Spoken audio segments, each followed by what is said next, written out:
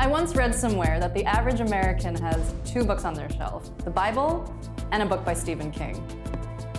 My first thought was only 1? After all, he's pretty prolific with more than 100 books published to date, and he writes 2 new ones per year on average. He's written more than 70 novels, plus short stories, nonfiction, and historical novels. But Stephen King is most known for his horror books, which he's bequeathed iconic figures to pop culture. Ugh, the evil clown Pennywise, the rabid dog Cujo, and he himself became a character in The Simpsons. 400 million copies of his books have been sold worldwide. And yeah, Shakespeare is well above that with 4 billion, and even more Harry Potter books have been sold.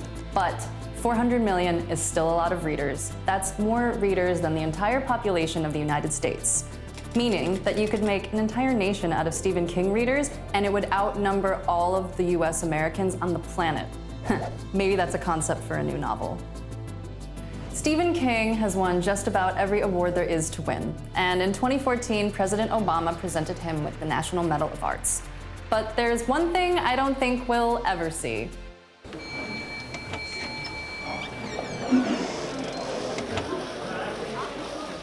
This year's Nobel Prize in Literature is awarded to Stephen King.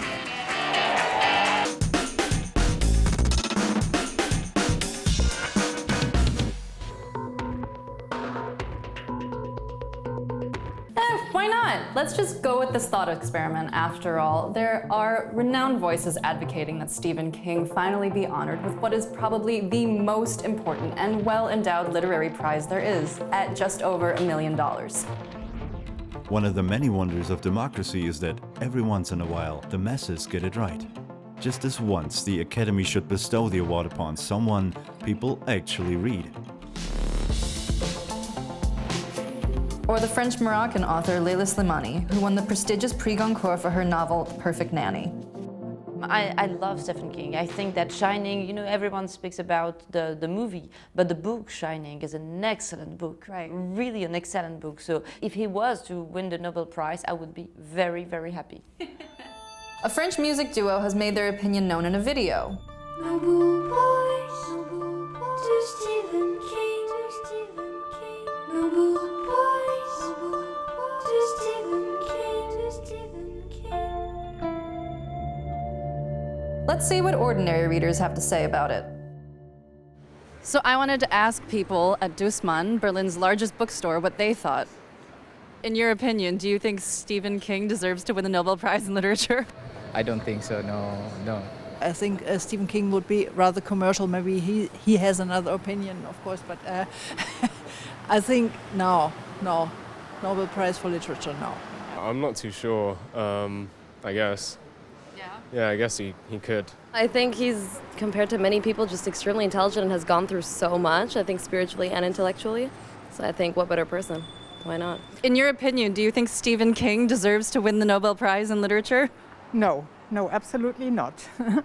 I was really disappointed that Philip Roth never got the prize. I think he would have been someone who earned the prize. Today we think of Stephen King maybe not as high literature, but maybe he's in fact, how we today regard Dickens or someone who at the time was considered, a popular author. But perhaps we should first summarize here what the Nobel Prize for Literature actually is. It takes its name from its founder, Alfred Nobel, a Swedish chemist who made his money with the invention and industrialization of dynamite.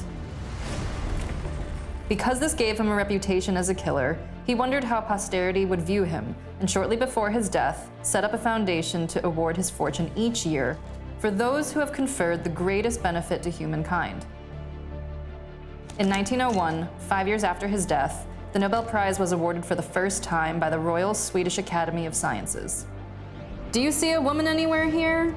That's right. Didn't exist then, and it didn't exist for many years. All old white men, and so it's not really surprising that the laureates seemed a bit lopsidedly selected. Guess who tops the list? As of today, in 2021, the Nobel Prize in Literature has gone to France 15 times, ahead of the US at 13 times, closely followed by the UK with 12 laureates, and followed by Sweden and Germany with 8 each. Okay, Germany has a population more than 8 times the size of Sweden, but maybe there are a lot of great writers there. Or maybe it's home court advantage. The prize is white, from a purely statistical point of view. The first non-European to win the Nobel Prize in Literature was the Bengali poet Rabindranath Tagore in 1913. It was not until 1968 that a second Asian author received the prize, Yasunari Kawabata from Japan. In total, there are 5 Nobel Prize winners in literature from Asia, 5 out of a total of 118, representing a continent that currently makes up about 60% of the world population. I'm not a statistician, but that seems a bit skewed.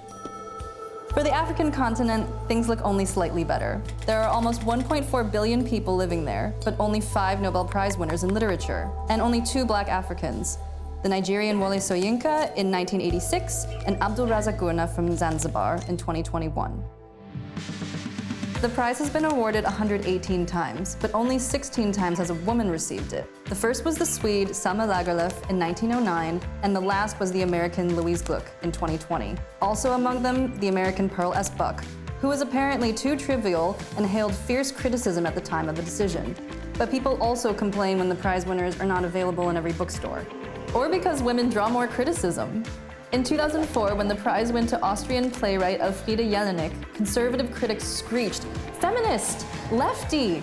In the case of the German Hertha Müller in 2009, the New York Times sneered, "Hertha who?"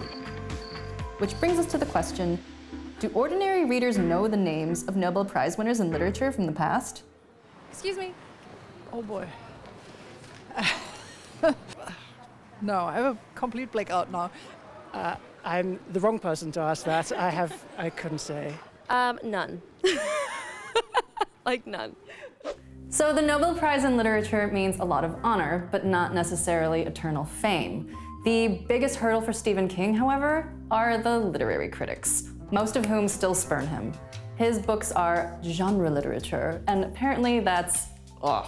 So when Stephen King received the National Book Award for his life's work in 2003, probably also to bring a little attention to the prize, there was a scandal, the loudest voice of which was that of Harold Bloom, the pope of literary criticism at the time.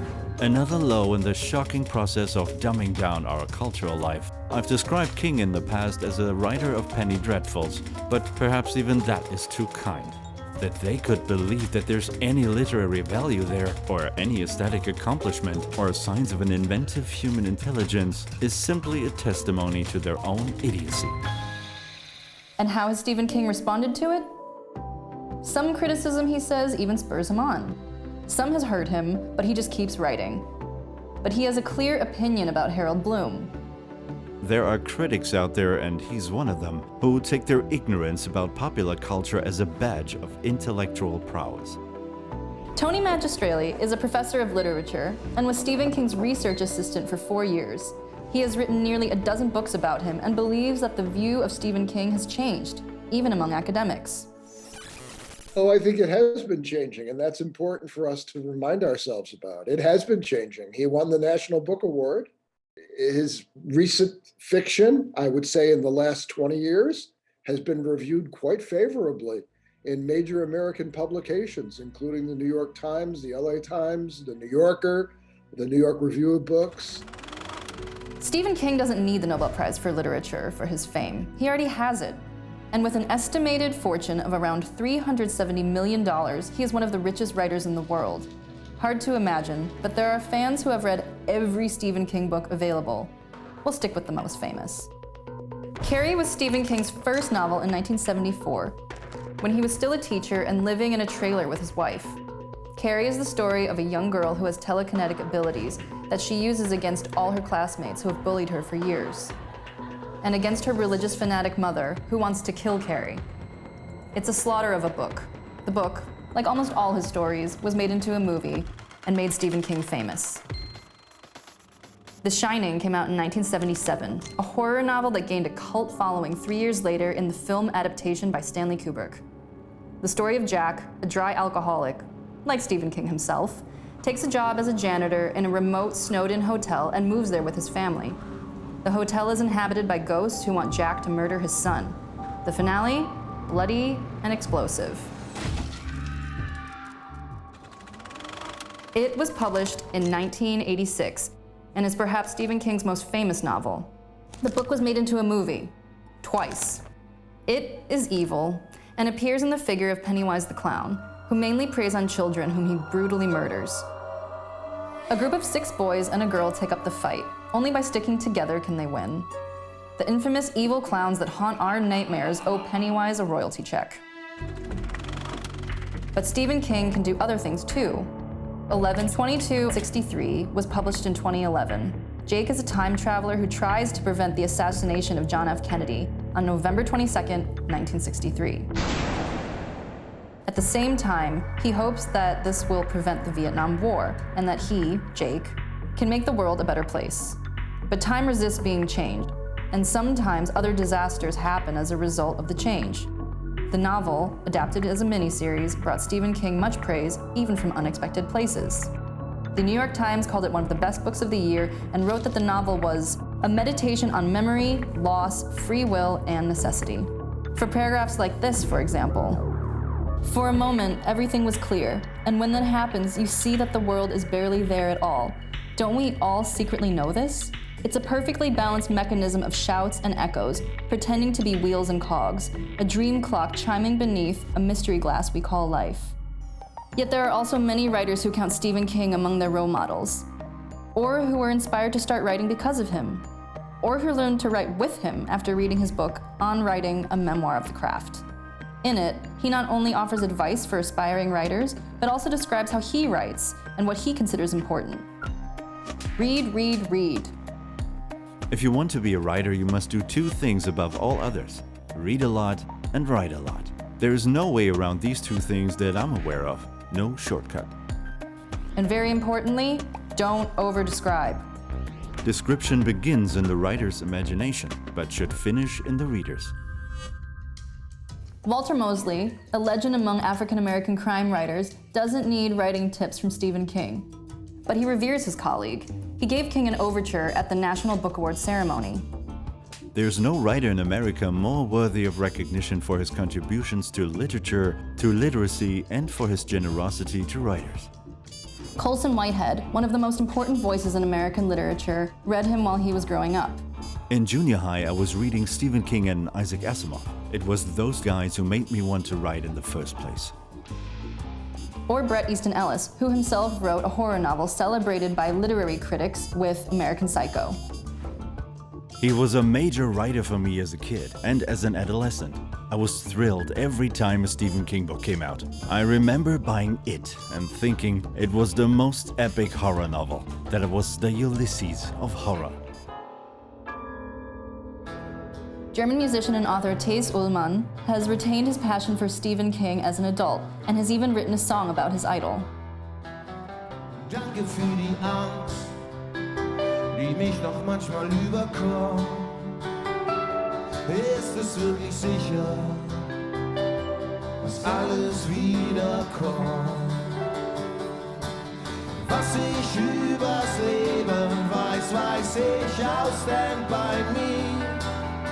Ich hab einen Hund, der Cujo heißt, und mein Auto heißt Christine. Wenn du schreiben kannst, dann schreibe. Wenn du singen kannst, dann sing. Und wenn du nicht mehr weiter weißt, frag Stephen King.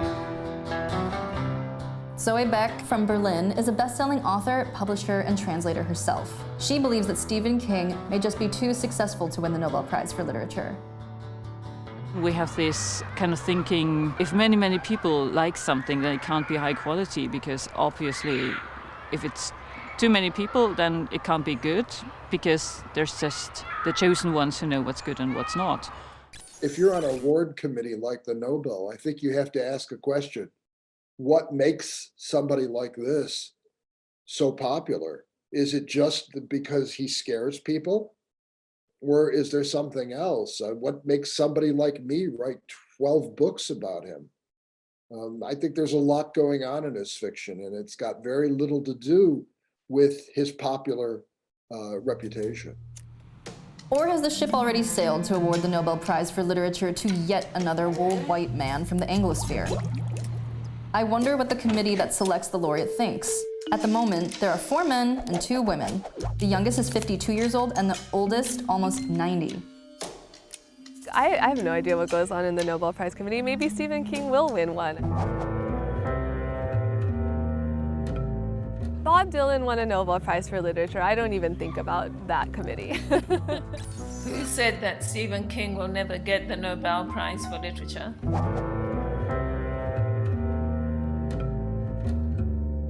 Did Bob Dylan not get the prize for literature? Well, not that I want to compare the two, but you never know who's going to get it. I would not want to vouch that Stephen King will never get the Nobel Prize for Literature. He might. That's right. There was something. In 2016, singer-songwriter Bob Dylan received the award for new poetic expression in the American song tradition. The answer, my friend, is a blowing in the wind. The answer is blowing in the wind. Bob Dylan could not be reached for weeks when people tried to tell him the news in person. This is not the only curiosity in the long history of the Nobel Prize for Literature. Hermann Hesse, who was awarded the prize in 1946, the first year after World War II, is said to have written to his wife Ninon. The devil? Take the damn stuff. The French author and philosopher Jean-Paul Sartre turned down the prize in 1964 because he did not want to be part of it. He still wanted the prize money. Is that existentialism or simply impertinent? Or cocky? It is not the same if I sign Jean-Paul Sartre or if I sign Jean-Paul Sartre Nobel Prize winner. Boris Pasternak refused the prize in 1958 because he was threatened at home with expulsion from the Soviet Union. The Cold War was also fought in literature. In retrospect, the award to Norwegian Knut Hamsun in 1920 went completely wrong. He was celebrated as a literary genius. Maybe so, but Knut Hamsun adored German National Socialism so deeply that Goebbels congratulated him every year on his birthday. Hamsun even gave the medal of his Nobel Prize to the Minister of Propaganda of the Third Reich. Curious, however, was the award of Winston Churchill in 1953. You heard that right, the Winston Churchill. Never read anything written by him? Wait, there was something. I have nothing to offer but blood, toil, tears, and sweat. Oh, sorry, that was his first speech as British Prime Minister in the middle of World War II. Elected Prime Minister twice, he is considered the most important of his country. But poet? He was awarded, quote, for his mastery of historical and biographical description, as well as for brilliant oratory in defending exalted human values. Not exactly literature, but maybe they just wanted to give him some Nobel Prize, and he hadn't done quite enough in the field of chemistry. The story goes that when Churchill received the news that he had won the Nobel Prize, he asked, "In which field?" Honestly, when you hear stories like this, there's no reason not to award Stephen King the Nobel Prize for Literature, is there? I actually do like what he writes. I don't think, when I think about the Nobel Prize statutes, I don't think he will ever get the Nobel Prize. Because he says something about idealistic literature, and he may be a very political person, etc., but I don't think that his literature is considered Nobel Prize worthy, unfortunately. I would really like to see him get this prize. Okay, let's take a different approach. What would we do if we could decide? What criteria should be used to award the Nobel Prize for Literature? Yes, there's the matter of the greatest benefit to humankind. So Bob Dylan falls under that? Wouldn't it be time to celebrate literary work from other regions of the world? Africa, Asia, South America. It's the highest priority we have to get away from the white male gaze and to have more diversity in literature, in cultural aspects. We should have started doing this like ages ago, and it's a disaster that we haven't, that we still have this very strong male Western white gaze on culture, on what is important in life, on basically every aspect in life. And so we do need to change this, yes. Tsitsi Dangarembga is an author from Zimbabwe who is not only a great contemporary writer, her books are also socially and politically engaging. In 2021, she received the Peace Prize of the German book trade. The prize promotes international tolerance by acknowledging individuals who have contributed to these ideals. That actually sounds quite similar to the statutes of the Nobel Prize in Literature. Dangarembga is a writer and filmmaker, and has even been arrested several times for her commitment to freedom and democracy.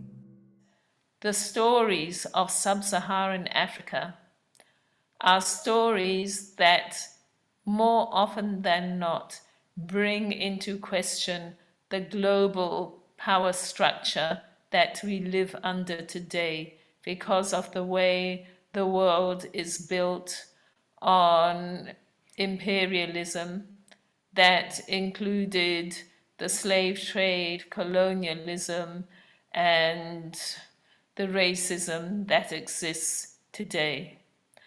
So by bringing these things into question, it is not that easy for people who are the gatekeepers to literature in the world to appreciate those stories in the way that they might be appreciated if the balance of power was different. So it means that fewer of these stories get through anyway. Ya Jessie, a new and important voice in American literature, would have one main criterion if she were allowed to decide on the prize. It would have to have this quality that I think of as like a kind of rigorousness. Like I would want to see the book engaging with large ideas, engaging even if it fails to kind of fully grasp that idea. And I would want to see beautiful sentences, but mostly like a considered attempt to think about something large on the page. And that, says Tony Magistrelli, is exactly what we find in Stephen King's novels. I think King writes about white America, but he also writes about white America collapsing in on itself. I think he talks about the diminution of American institutions, particularly social and political. The family, government, schools, corporations, these are at the center of his work. And it's not a flattering portrait that he gives us. A lot of people read Stephen King for what I think are the wrong reasons. And they don't appreciate the seriousness of how he's dealing with these breakdowns. And what does Stephen King himself say? So whether you talk about ghosts or vampires or Nazi war criminals living down the block, we're still talking about the same thing, which is an intrusion of the extraordinary into ordinary life and how we deal with it. What that shows about our character and our interactions with others and the society we live in interests me a lot more than monsters and vampires and ghouls and ghosts. But in the end, there is still the fact that so many seemingly worthy authors have not received the Nobel Prize for Literature. Authors whose books are still read around the world today, and who prove that even the jury for the Nobel Prize in Literature is fallible. Just a few examples of upsets in Nobel history. Anton Chekhov, the great Russian writer and dramatist, or the Frenchman Marcel Proust, author of the classic In Search of Lost Time. James Joyce. What? James Joyce didn't get it either? Virginia Woolf, one of the most important female writers of the 20th century? No Nobel Prize in Literature. Franz Kafka, he should have given the jury the trial. No Nobel Prize in Literature either. Haruki Murakami, the Japanese author, is at the top of the list every year, but he's never won. Neither has Chinua Achebe from Nigeria, who is considered the father of modern African literature.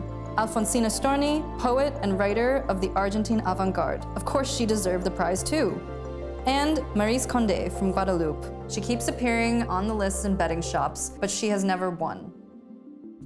One thing seems clear. If Stephen King does win the Nobel Prize for Literature at some point, there will be a lot of shouting on one side and a lot of joy on the other. Kind of like everything. He himself has a pretty pragmatic way of looking at it. I don't care what they call me, as long as the checks don't bounce. Did you like the video? What do you think about the Nobel Prize? Leave it in the comments below and subscribe to our channel. See you next time.